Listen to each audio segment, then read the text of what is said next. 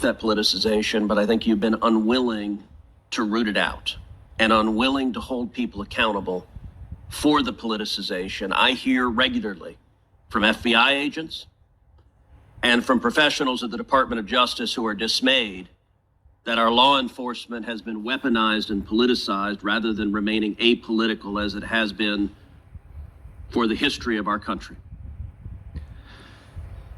Yesterday, it was reported that Project Veritas had obtained a copy of an FBI training material, which listed various symbols and themes which, in the FBI's estimation, were indicative of, quote, militia violent extremism. Now, these symbols weren't things like the Ku Klux Klan or the Nazi Party, which naturally would be symbols of that, but instead they included, rather astonishingly, patriotic symbols of our nation and our history. Included on this list is the Betsy Ross flag. Now, that's fairly remarkable that the Betsy Ross flag in the FBI's indication is indicative of militia violent extremism, because among other people who have been publicly alongside the Betsy Ross flag, we have President Barack Obama, who was sworn in directly underneath two Betsy Ross flags. But it's not just President Obama. We also have President Biden, who was sworn in under Betsy Ross flags. It's not just the Betsy Ross flag. Also on this list is the Gadsden flag as a symbol of violent extremism. Now, the state of Virginia has a license plate for the Gadsden flag, as do many other states. I think people would be astonished to find that having that license plate, the FBI indicates that you're a violent extremist. Also included on this is a text that I was particularly struck, is the Gonzales battle flag. Come and take it. As indicative of being a violent extremist militia. Well, I will self-report right now that every day in the Senate I wear my boots that have the Gonzales battle flag on the back of them. Director Wray, what are y'all doing? This makes no sense. Do you agree with this FBI guidance that the Betsy Ross flag and the Gadsden flag and the Gonzales battle flag are signs of militia violent extremism? Well, Senator, I'm not familiar with the particular document you have behind you, and I'm not in the practice of trying to comment on documents that I haven't recognized, but I will tell you that when we put out intelligence products, including ones that reference symbols, which we do across a wide variety of contexts, we usually take great pains to put caveats and warnings in the document to make clear that a symbol alone is not considered evidence of violent extremism, and it's... Well, but Director Wray, you don't include things like Antifa, you don't include things like Black Lives Matter. Instead, you identify patriotic Americans as suspects, and I would note there's a pattern of this. As you're aware, the National Association of School Boards asked the Attorney General to investigate parents as domestic terrorists under the Patriot Act. Now, it did so because it was upset about moms and dads coming to school boards and disagreeing with the policies of those schools. 5 days after that letter, the Attorney General sent a memo to you directing the FBI to target parents for investigation. Since that time, the National Association of School Boards has apologized for the letter because it was so indefensible, but that hasn't stopped the FBI. In fact, you've created a specific threat tag directed at parents. So let me ask you, how many moms and dads who have spoken up at school boards has the FBI interviewed or investigated since the memo from the Attorney General? Well, first off, I'll say I'm not aware of any. But second, let me address the issue. You're not aware of any? Like the House of Representatives has written you and asked you about it. If you would let me. So please answer. Please. Let me say to you and to this committee the same thing I said to every FBI field office after I read the memo, which was that the FBI is not going to be in the business of investigating speech or policing speech at school board meetings or anywhere else, and that we're not about to start now, that threats of violence, that's a different matter altogether, and there we will work with our state and local partners as we always have. So, Director Ray, Director Ray, our time is, do you know how many parents you have interviewed or investigated since that memo? I am aware that we have had a small number of assessments, which is less than an investigation, and a few full investigations. Hold on. How many? Let me finish. I'm asking a question. Our time is limited. I don't know the number, but that not necessarily. But let me finish. That are not necessarily of parents. We have individuals who have made threats against a variety of people. Sometimes school board officials, sometimes other people as well. Director Wray, I will point out the House of Representatives has sent you oversight letters detailing dozens of investigations under a threat tag directed at parents, moms and dads, who G-men have come in because they spoke out against mask mandates or vaccine mandates or critical race theory, and suddenly the G-men show up. And this was after the Attorney General claimed it wasn't happening. And so the pattern, sadly, we've seen, you say you don't know how many there are. The follow-up will be, I'll send you a letter, and you'll send back a letter that says, I refuse to answer it. Let me give another example. Recently, there was the case against individuals charged with kidnapping and murdering Governor Gretchen Whitmer in Michigan.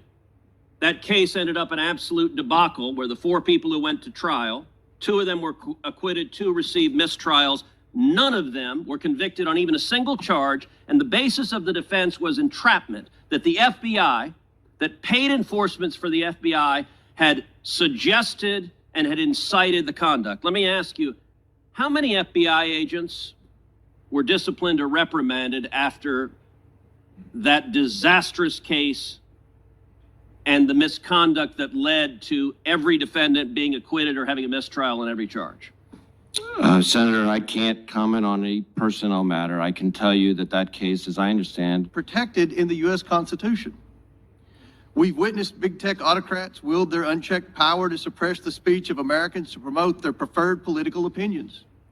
Twitter was once one of these platforms until Elon Musk purchased the company a few months ago. Mr. Musk has pledged to end censorship that goes beyond the law. He has pledged to allow Americans' voices be heard, not quashed. In this hearing, we will examine the actions taken by Twitter prior to Mr. Musk's ownership. Many of these actions were carried out by the witnesses before us today. Prior to Mr. Musk's takeover of the company, Twitter aggressively suppressed conservative elected officials, journalists, and activists. This includes shadow banning, locking accounts, and banning accounts altogether. In fact, Twitter's previous management team deplatformed and suppressed not just conservative voices, but anyone whose opinion strayed from what they deemed acceptable. Opinions such as that students could and should attend school in person to curb learning loss.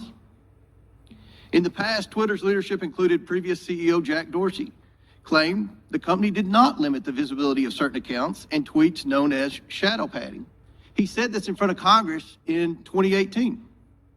But we now know they did, even placing such accounts on search and trend backlists.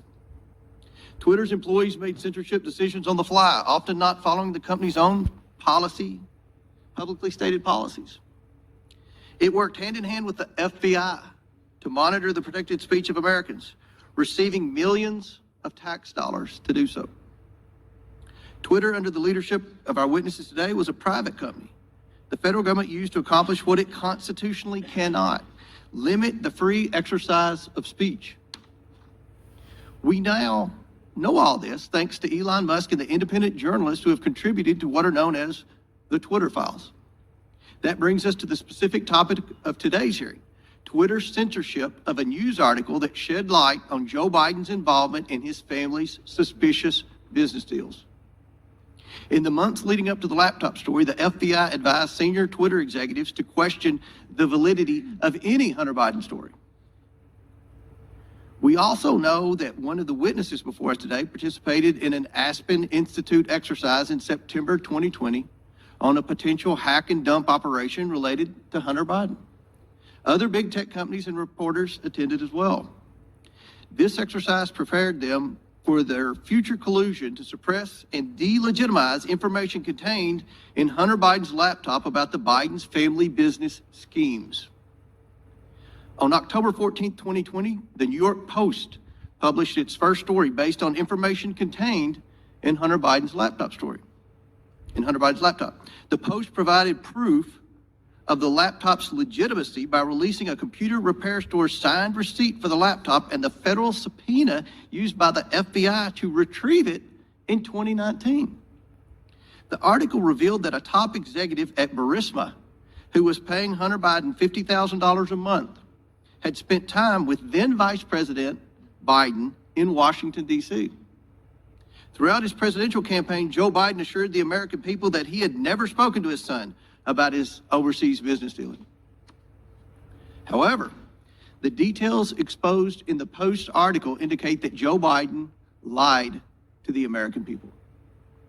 Immediately following the story's publication, America witnessed a coordinated campaign by social media companies, mainstream news, and the intelligence communities to suppress and delegitimize the existence of Hunter Biden's laptop and its contents. That morning, Twitter and other social media companies took extraordinary steps to suppress that story. Twitter immediately removed the story and banned the New York Post account. Twitter also banned accounts who shared the story, including White House Press Secretary Kayleigh McEnany, and blocked its transmission via direct message. This episode marked the first time Twitter directly limited the spread of information from a mainstream news organization. And the New York Post would not get its account back for 2 weeks. Twitter would finally admit its mistake, but the damage had already been done. On October 19th, 51 former intelligence officials published a letter that Hunter Biden's laptop was Russian disinformation, which Joe Biden used as a talking point at a presidential debate on October 22nd. But we all know now this was not Russian disinformation. It wasn't disinformation. I want to make sure the American people truly understand the timeline here because it's very important. The Hunter Biden laptop story was published on Wednesday. Twitter did not acknowledge a mistake for at least 24 hours. Then on Monday morning, 51 former intelligence officials published their letter. That letter was then wholeheartedly accepted by mainstream news as proof that the laptop was fake. Joe Biden used that letter to brush aside the few questions he received about the story. During that time, the mainstream media was more concerned about what flavor of ice cream Joe Biden had ordered on a particular day. All this happened 2 weeks before the 2020 election. 2 weeks. One survey found that 17% of Biden voters would not have voted for the Biden-Harris ticket if they'd known about the Biden laptop. But many Americans did not know about it because of a coordinated cover-up by big tech, the swamp, and mainstream news. Now mainstream media outlets have verified the laptop, but the damage has been done. Today we are joined by 3 former high-ranking employees at Twitter. Vijaya could be a point of vulnerability, allowing America's enemies to hurt our country. Sir, the FBI's cyber program is based off of what's codified in Title 18, Title 18, Section 1030, a code which talks about computer intrusions, right, using nefarious intent. But you've talked about passwords here. I mean, Hunter Biden's password on his laptop was Hunter02. He drops it off at a repair store. I'm holding the receipt from Max Computer Repair, where in December 2019, they turned over this laptop to the FBI. And what now you're telling me right here is that as the assistant director of FBI Cyber, you don't know where this is after it was turned over to you 3 years ago. Yes, sir, that's an accurate statement. How are Americans supposed to trust that you can protect us from the next colonial pipeline if it seems that you can't locate a laptop that was given to you 3 years ago from the first family, potentially creating vulnerabilities for our country? Sir, it's not in the purview of my investigative responsibilities. But that is shocking that you wouldn't, as the assistant director of cyber, know whether or not there are international business deals, kickbacks, shakedowns that are on this laptop that would make the first family suspect to some sort of compromise. Mr. Assistant Director, have you assessed whether or not the first family is compromised as a result of the Hunter Biden laptop? Sir, as a representative of the FBI cyber program, it is not in the realm of my responsibilities to deal with the questions that you're asking me. Has anyone at FBI Cyber been asked to make assessments whether or not the laptop creates a point of vulnerability? Sir, we have multiple lines of investigative responsibility in the FBI. They're all available in public source. Well, I would think you'd know this one. I mean, I would think that if the president's son, who does international business deals, referencing the now president with the Chinese, with Ukrainians, I mean, have you assessed whether or not the Hunter Biden laptop gives Russia the ability to harm our country? Sir, again, we can do this back and forth for the next couple of minutes. I don't have any information about the Hunter Biden laptop or the But should you? I mean, you're the assistant director of FBI Cyber. By the block and line chart, no, sir, I should not. Who should we put in that chair to ask questions about this laptop that FBI has had for 3 years? Sir, I'm not in a position to make a recommendation who should say. So you don't have it, you don't know who has it, you don't know where it is, you're the assistant director. You know, earlier you talked about whether or not you were the Grant Hill or the Christian Leitner. It sounds like you're the Chris Webber trying to call a timeout when you don't have one. So I mean, who is it? Do you even know who has it? Do you know who we should put in that chair to ask these questions to? No, sir, I don't know who has it. Well, could you find out and tell us? You're going to have to give us briefings, thanks to Mr. Liu and Mr. Massey's question about whether or not the FBI was taking a $5 million test drive on the Pegasus system that was being used to target people in politics, people in government, people in the media, people in American life. So will you commit to give us a briefing as the assistant director of FBI Cyber as to where the laptop is, whether or not it's a point of vulnerability, whether or not the American people should wonder whether or not the first family is compromised? Sir, I'd be happy to take your request.